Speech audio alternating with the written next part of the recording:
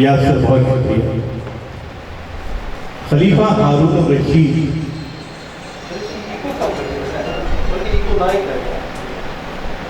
خلیفہ ہارون الرشید اپنی بگھی پر سوار بغداد کے شہر سے گزر رہا ہے کہ آواز آتی ہے کہ ہے کوئی جو مٹی کے کھلونے لے اور جنت میں اپنا گھر بنائے.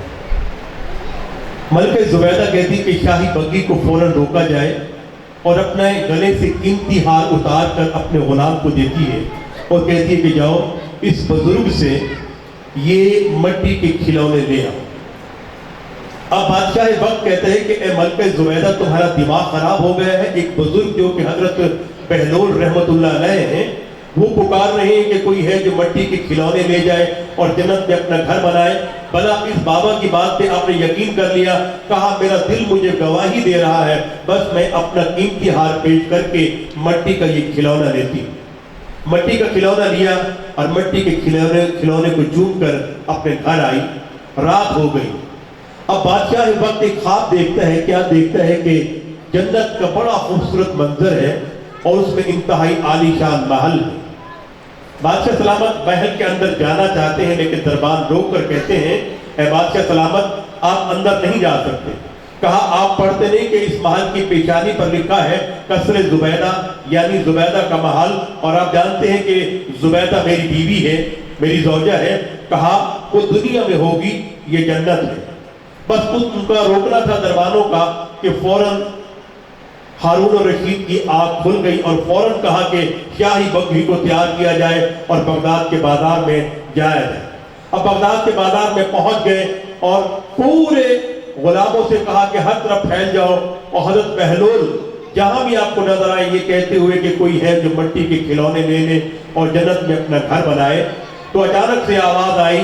وہ آواز حضرت بہلول رحمت اللہ علیہ کی تھی. وہ آواز کیا تھی کہ ہے کوئی جو مٹی کے ان کھلونوں کو لے کر خرید کر جنت میں اپنا گھر بنائے. تو بادشاہ وقت دوڑتا ہوا شاہی ہیرے جواہرات لے کر کہنے لگا اے بزرگ یہ ہیرے جواہرات مجھ سے لے لو اور مجھے یہ مٹی کے کھلونے دے دو. لیکن حضرت بہلول نے جواب کیا دیا, وہ تاریخ کے سینے پہ رقم ہے. وہ یہ تھا سونیا جنت دے سودے دیکھ کے نہیں آن ڈٹھے کریں. تو آپ یہاں تشریف لائے. میں نے آپ کو اتنا کہا کہ اس اسکول کی انتظامیہ اور یہاں کے پڑھانے والے انتہائی قابل احترام ہیں. تو بس آپ اس آس پہ یقین کر کے اپنے बच्चों को यहाँ भेजें और फिर जेवर तालीम से आरास्ता करना इनकी जिम्मेदारी है। बहुत शुक्रिया, आप मेरे साथ साथ रहेंगे। तू याद रखे सुख सफरे विच कोई शह पई खुट मैं याद आस। तू याद रखे सुख सफरे विच कोई शह पई खुट मैं याद आसा, या साबित शह को कह हिले लगा कह जा बुट मैं याद आसा, या शाम को बलदे पखियां दा डिठो कह जा जुट मैं याद आसा, तेरे हाथ दा शाकिर शीशा हाँ जदा वैसा त्रुट मैं याद आसा। और अब मैं बुलाना चाहूंगा इंतहाई काबिल एहतराम शख्सियत प्रिंसिपल जावेद स्कूल जहानिया तशरीफ लाएंगे आपकी तालीम के गूंज पे आरिफ हुसैन जाहिर साहब।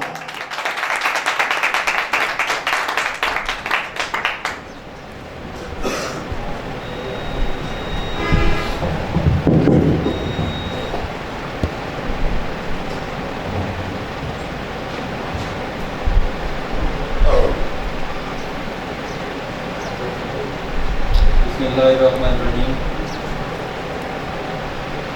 मैं आने वाले मुअज़्ज़ज़ मेहमानों का तहे दिल से शुक्रगुजार हूँ कि उन्होंने अपने कीमती वक्त में से आज के दौर में मैं समझता हूँ कि मोटरसाइकिल पर जाने वाला सवार अपने इंतहाई मिलने वाले दोस्त के लिए हाथ उठाना भी इतना लाजमी नहीं समझता, क्योंकि वो रेस बढ़ाने के लिए वो कहता है कि मेरा वक्त ज़ाया ना हो जाए। लेकिन जो लोग हमारी कॉल पर, हमारे बुलाने पर, जिन्होंने हमें इज्जत दी, यहाँ इस हाल में मौजूद हैं, उनका मैं तहे दिल से शुक्रगुजार हूँ कि वो यहाँ आए और हमारी इज्जत अफजाई की। यकीनन यहाँ पर ऐसी बहुत सी शख्सियात हैं जो मुझे जानती हैं, मैं उनको जानता हूँ, किसी तारुफ के मोहताज नहीं है हम इस इलाका में। इंशाअल्लाह जैसी तवक्कुआत आप लोग हमसे रखेंगे, हम कोशिश करेंगे कि उससे बढ़कर आप लोगों के लिए कुछ कर सकें। जहानिया में तालीमी मैदान के अंदर बहुत से ऐसे स्टूडेंट्स हैं जो आज अपने आला ओहदों पर फाइज हैं और हमें बतौर उस्ताद एक इज्जत देते हुए याद रखते हैं। हमारे लिए ये बहुत बड़ी एजाज़ की बात है कि अगर कोई डॉक्टर है, कोई इंजीनियर है, तो वो हमें अच्छे अल्फाज में याद करता है, हमें बताता है। तालीमी मैदान के अंदर और बहुत सी शख्सियात जहानिया लेवल पर मौजूद हैं, जिनमें मेरे बेहतरीन साथी, मेरे खैर खां और हर मौका पर मुआवनत करने वाले जनाब अख्तर रऊफ साहब, आरिफ साहब, जिन लोगों से आप माशाल्लाह से वाकिफ़ हैं, अली बहादुर साहब तशरीफ़ लाए, मैं तहे दिल से उनका जो है खुशामदीद कहता हूँ उनको दिल की गहराइयों से।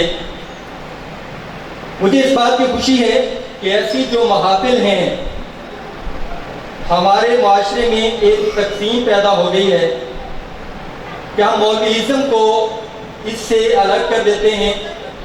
लेकिन अगर देखा जाए तो मेरे ख्याल में इन दोनों को साथ लेकर चलना चाहिए। देख रहा हूँ मेरे भतीजा साहब हैं, वो माशाल्लाह से आलिम हैं, फाजिल हैं, वो भी यहाँ महफिल में मौजूद हैं। बेशक उनको ये चीज़ें जो हैं वो अच्छी नहीं समझते दिल से, लेकिन फिर भी वो बड़ी खुशतबा से यहाँ पर मौजूद हैं और आप लोगों को जो है ऑब्जर्व कर रहे हैं। अल्लामा अलियास जहानी साहब, बाकी दीगर जितने भी लोग यहाँ पर मौजूद हैं, उनसे मैं एक इल्तमास करना चाहता हूँ, एक गुजारिश करना चाहता हूँ कि जब भी आप कोई सेटअप शुरू करते हैं, मैं हूँ या मेरा कोई और भाई है, लोग उनसे उम्मीदें वाबस्ता करते हैं। एक दफ़ा उनके पास ज़रूर आते हैं, लेकिन वो आपके साथ किस तरह चलते हैं کس طرح بیہیو کرتے ہیں، اس کو علاقہ کی جو عوام ہے وہ اس کا فیصلہ ان کے پاس آ کر یا ان کو مختلف قسم کے اپنے رجحانات دکھا کر جو ہے وہ کرتے ہیں۔ ہم نے یہ ایک کاوش کی ہے، یہاں پر کوئی نئے نہیں آئے، کسی اور علاقہ سے نہیں ہے کہ ہم نے آ کر یہاں پر کوئی سیٹ اپ شروع کیا ہے۔ ہمارے ڈائریکٹر جناب ملک ندیم فیض کھنڈ صاحب اور مینیجنگ ڈائریکٹر غلام مرتضیٰ صاحب، یہاں پر بہت سے ایسے اسٹوڈنٹس ہیں ماضی کے اندر جو ان سے پڑھ کر گئے ہیں اور میری ذات سے بھی آپ لوگ واقف ہیں، اس لیے اگر ہم آپ کو اپنا تعارف کروانا چاہیں گے تو میرے خیال میں یہ ایک بے سود سی بات ہے، بے معنی سی بات ہے، کیونکہ آپ لوگوں کے دل میں ہماری محبت ہے، ہم محسوس کرتے ہیں۔ میں نے گفتگو کے آغاز میں یہ بات کی ہے کہ جو لوگ اپنے قیمتی وقت میں سے وقت نکال کر ادھر ہمارے پاس بیٹھے ہیں، اس سے زیادہ اور آپ ہم لوگوں پر کیا اعتماد کر سکتے ہیں۔ بہت سے اچھے دوست ہیں جو یہاں پر موجود ہیں، تو انہوں نے پذیرائی بھی دی ہے۔ ہم انشاءاللہ کچھ دوستوں سے مل چکے ہیں اور باقی اپنے لاہے عمل کے اندر جو ہے اور بہت سے دوست ایسے ہیں جن سے ہم ملیں گے۔ لیکن پھر وہی بات کرتا ہوں کہ اگر ہمارے ملنے سے ہی آپ لوگوں نے اس جانب راغب ہونا ہے تو اس کو ہم جو ہے وہ کہتے ہیں کہ یہ ایک رسمی سی بات ہے، کسی کے پاس جائیں اور وہ آپ کی قدردانی کرے۔ کہتے ہیں نا کہ جو بیٹھا ہے، اگر کسی کو بیٹھا ہوا نظر نہیں آیا تو اس کو کھڑا ہوا بھی نظر نہیں آئے گا۔ آپ لوگ جو ہے ہمارے معزز مہمان ضرور ہیں، لیکن مہمان وہ آتا ہے جو آتا ہے اور چلا جاتا ہے، مہمان اس کو کہتے ہیں۔ آپ لوگ ہمارے بھائی ہیں اور اس علاقے میں ہم لوگ آپ کے ساتھ ہیں۔ میں آپ کو مہمان نہیں میزبان سمجھتا ہوں، آپ کا ادارہ ہے اور آپ لوگوں نے ہی اس کو ترقی و خوشحالی سے وابستہ کرنا ہے۔ آپ لوگوں کی دعائیں ہمارے ساتھ رہیں گی۔ اور آخر میں آپ لوگوں کا پھر شکریہ ادا کرتا ہوں کہ آپ نے ہمارے لیے وقت نکالا اور یہاں پر ہمیں جو ہے اپنی میزبانی کا شرف بخشا۔ السلام۔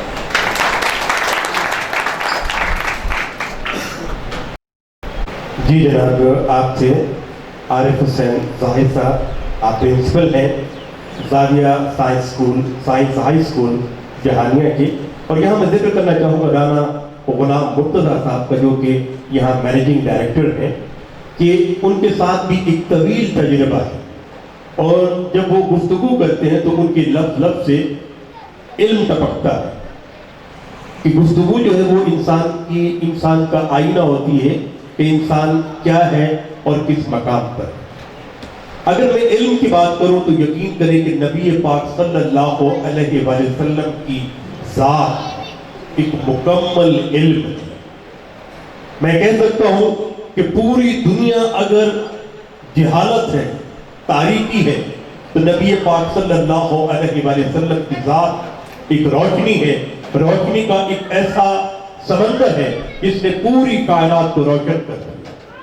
اس سے بڑھ کر اور کیا ہو کہ ایک بڑھیا نبی پاک صلی اللہ علیہ وآلہ وسلم کی باتیں سن کر وہ بستی ہی چھوڑنا چاہتی ہے جس میں میرے نبی پاک رہتے ہیں، اور پھر وہ گٹڑی لے کر انتظار میں ہے کہ کوئی مزدور آ جائے جس سے میں کہوں کہ میری اس گٹڑی کو اس بستی سے کہیں دور لے جائے۔ کیا دیکھتی ہے کہ نبی پاک صلی اللہ علیہ وآلہ وسلم پر نورانی چہرہ آپ کے سامنے آیا، کہا بیٹا میری اس گٹڑی کو اٹھا کر مجھے اس بستی کے کنارے تک پہنچا دو، میں تمہارا شکریہ ادا کروں۔ آپ صلی اللہ علیہ وآلہ وسلم میں جو کہ سرور کائنات ہے، اس گٹڑی کو اپنے کندھے مبارک پر رکھا اور انتہائی آنکھوں کو جھکاتے ہوئے چل پڑے۔ اب بڑھیا کہتی ہے کہ اے نوجوان، آپ کو خبر ہے کہ میں یہ بستی کیوں چھوڑ رہی ہوں؟ یہ میں بستی اس لیے چھوڑ رہی ہوں کہ یہاں محمد عربی نام کا ایک نوجوان رہتا ہے جو کہتا ہے کہ تمہارے ہاتھوں سے تراشے ہوئے پتھر کے جو بت ہیں یہ خدا نہیں ہو سکتے، اور خدا ہمیشہ ایک ہوتا ہے، ہزاروں خدا نہیں ہوتے۔ اس کی گفتگو میں ایک جادو ہے، جس سے گفتگو کرتا ہے اسے ایمان